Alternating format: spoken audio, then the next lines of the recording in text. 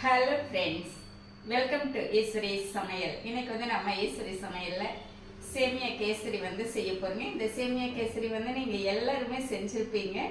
நம்ம வந்துட்டு நம்ம ஸ்டைலில் இன்னைக்கு வந்து இந்த விசேஷங்கள் எல்லாம் செய்வாங்க பார்த்தீங்களா, அந்த மெத்தடில் நம்ம வந்து இன்னைக்கு செய்ய போகிறோங்க. நம்ம வீட்லேயே பார்த்தீங்க அப்படின்னா ஒரு சின்ன ஃபங்க்ஷன் வைக்கிறோம் அப்படின்னா நம்மளே செய்யணும் அப்படின்னு நினச்சோன்னா டக்குன்னு இந்த கேசரி வந்து செஞ்சிடலாம். நம்ம வீட்டுக்கு ஏதாவது கெஸ்ட் வராங்க அப்படின்னு சொன்னாலும் நமக்கு ஒரு கப் சேமியா இருந்தால் போதுங்க, டக்குன்னு ஈஸியாக செஞ்சிடலாங்க. ரொம்பவே டேஸ்டியான இந்த சேமியா கேசரி எப்படி செய்யலான்ட்டு பார்க்கலாம் வாங்க. இன்னைக்கு வந்துட்டு நம்ம சேமியா கேசரி செய்ய போகிறோங்க. இந்த சேமியா கேசரி செய்யறதுக்கு நான் வந்து நல்லா வறுத்த சேமியாங்க, வெர்மிசெல்லி ரோஸ்டட் சேமியா வந்து எடுத்திருக்கேங்க. நீங்கள் எந்த பிராண்டு வேணாலும் எடுத்துக்கோங்க, இந்த மாதிரி சேமியா எடுத்துக்கோங்க, சரிங்களா?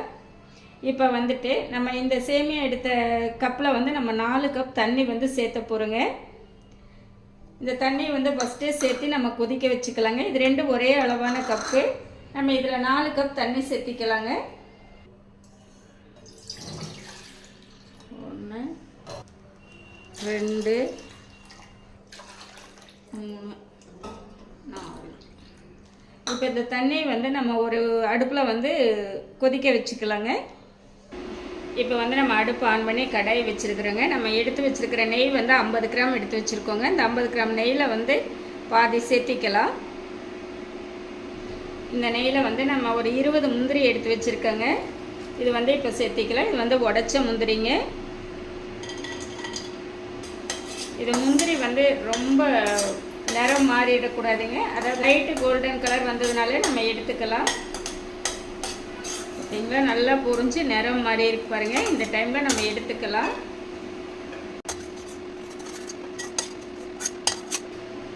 அடுத்ததாக ஒரு 20 திராட்சை எடுத்து வச்சுருக்கேங்க, இதுவும் சேர்த்திக்கலாம். ஏன்னா திராட்சை சீக்கிரம் புசு புசுன்னு வந்துடும், அதனால் ஃபஸ்ட்டு நம்ம முந்திரியை வறுத்துட்டு ரெண்டாவது நம்ம திராட்சையை வறுத்தோம்னா கரெக்டாக இருக்குங்க. சீக்கிரமாக புசு புசுன்னு வருதுங்க.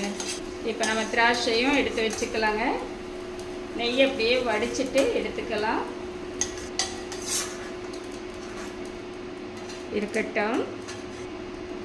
அடுத்து வந்து நம்ம சேமியா சேர்த்திக்கலாங்க. இந்த நெய்யில் நல்லா வறுத்துக்கலாம்.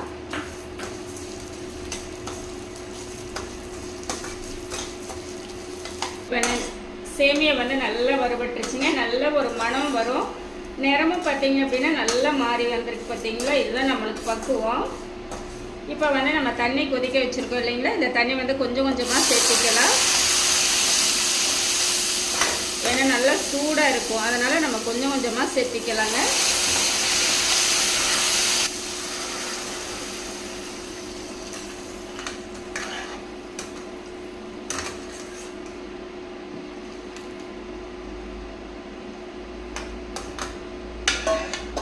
இப்போ நம்ம தண்ணி எல்லாமே சேர்த்திட்டோங்க. இந்த சேமியா வந்து நல்லா வெந்து வரட்டும். சேமியா வந்து நல்லா குழையிற அளவுக்கு நல்லா வெந்துடணுங்க. இப்போ நம்ம இடையில இந்த மாதிரி கலந்து விடணுங்க. இப்போ பார்த்தீங்க அப்படின்னா இந்த அளவுக்கு நல்லா கெட்டியாக வந்திருக்குதுங்க. இன்னும் கொஞ்சம் இந்த தண்ணியெல்லாம் நம்மளுக்கு வந்து இன்னும் கொஞ்சம் சுண்டணும். சேமியாவும் நல்லா வேகணும். ஏன்னா நம்ம சர்க்கரை சேர்த்திட்டோம் அப்படின்னா சேமியா வந்து கெட்டியான மாதிரி ஆகிடுங்க. அதனால் நல்லா குழைய விட்டு அதுக்கப்புறமா நம்ம சர்க்கரை சேர்த்தலாம், சரிங்களா? இப்போ பார்த்தீங்க அப்படின்னா நம்மளுக்கு தண்ணி எல்லாம் நல்லா சுண்டிடுச்சுங்க. நம்ம சேர்த்துன அளவு வந்து ரொம்ப கரெக்டான அளவுங்க. நம்மளுக்கு சேமியா பார்த்தீங்க அப்படின்னா நல்லா வந்துடுச்சு பார்த்தீங்களா. அப்படியே இப்படி நம்ம வச்சு இப்படி ப்ரெஷ் பண்ணும்போது அப்படியே சேமியா வந்து இல்லாத மாதிரி நம்மளுக்கு நல்லா மசிஞ்சு போகுது பாருங்கள். இதுதான் நம்மளுக்கு பக்குவம். இந்த அளவுக்கு நல்லா சேமியா வெந்துடணும். சேமியா எடுத்து அதே கப்பில் ஒரு 1.5 கப் சர்க்கரை சேர்த்திக்கலாங்க. ரெண்டாவது 1/2 கப் சேர்த்திட்டோங்க. மொத்தம் நம்ம 1.5 கப் சேர்த்திட்டோம். இப்போ சேர்த்திட்டு வந்து நம்ம நல்லா கலந்துக்கலாங்க. உங்களுக்கு நல்லா திப்பாக வேணும் அப்படின்னு நினச்சிங்க அப்படின்னா ஒரு 2 கப்பும் கூட சேர்த்திக்கலாங்க. நான் வந்து இது போதுமானது அப்படின்னு சொல்லிட்டு இந்த அளவுக்கு சேர்த்திருக்கேன். இது கரெக்டாக இருக்கும். இப்போ பார்த்தீங்க அப்படின்னா நம்ம சர்க்கரை சேர்த்தின உடனே அப்படியே தண்ணி மாதிரி வரும் பாருங்க. 1/4 ஸ்பூன் வந்து ஃபுட் கலர் சேர்த்திக்கலாங்க. உங்களுக்கு ஃபுட் கலர் வேண்டாம்னா ஸ்கிப் பண்ணிக்கோங்க. நம்ம ஃபுட் கலர் சேர்த்தினோம்னா கொஞ்சம் கேசரி கலரில் பார்க்குறதுக்கு நல்லாயிருக்கும், சரிங்களா?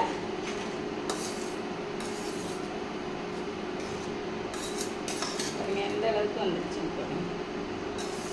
நம்மளுக்கு சேமியாவும் கலராக இருந்ததுங்க. ரெண்டாவது நம்ம வறுத்தும் சேர்த்திருக்கோம், அதனால் கொஞ்சம் கலர் வந்து இந்த மாதிரி இருக்குது. இதை நம்ம கலந்து விட்டுட்டே இருக்கலாங்க, கெட்டியாகட்டும். ஒரு பிஞ்சளவு உப்பு சேர்த்திக்கலாங்க.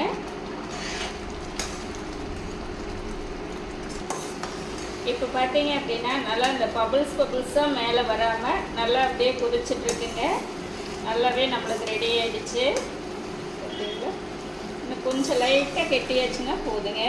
ஒரு 10 நிமிஷத்தில் ஈஸியாக செஞ்சிடலாங்க. டக்குன்னு நம்ம வீட்டுக்கு ஏதாவது ஒரு கெஸ்ட்டு வராங்க அப்படின்னாலும் ஈஸியான மெத்தடில் இந்த மாதிரி செஞ்சிடலாம்.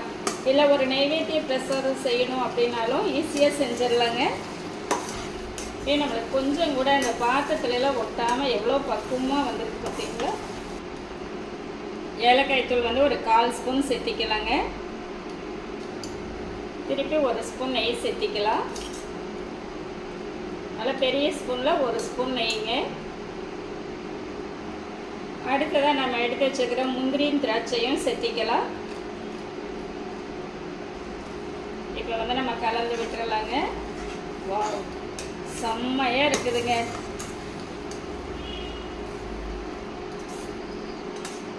அப்படியே அந்த நெய் வாசத்தோட அந்த முந்திரி திராட்சையோட அந்த ஏலக்காய் வாசம் அட வேறு லெவலுங்க. நம்மளுக்கு இந்த அளவுக்கு இருந்ததுனா தான் நம்மளுக்கு கரெக்டான பக்குவம். ஆறுச்சுன்னா இன்னும் கொஞ்சம் கெட்டியாகுங்க.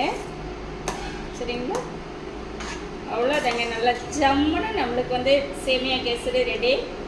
பார்த்தீங்களா, இப்போ நம்ம எடுத்துக்கலாம். இப்போ நம்ம கேசரி வந்து சர்வ் பண்ணிக்கலாங்க.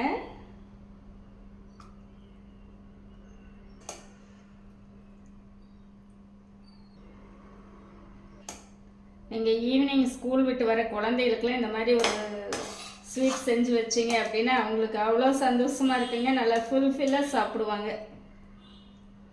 நம்ம அப்படியே டேஸ்ட் பார்த்துடலாங்க.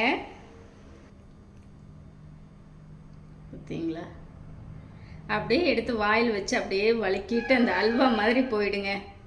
அப்படி இருக்கு.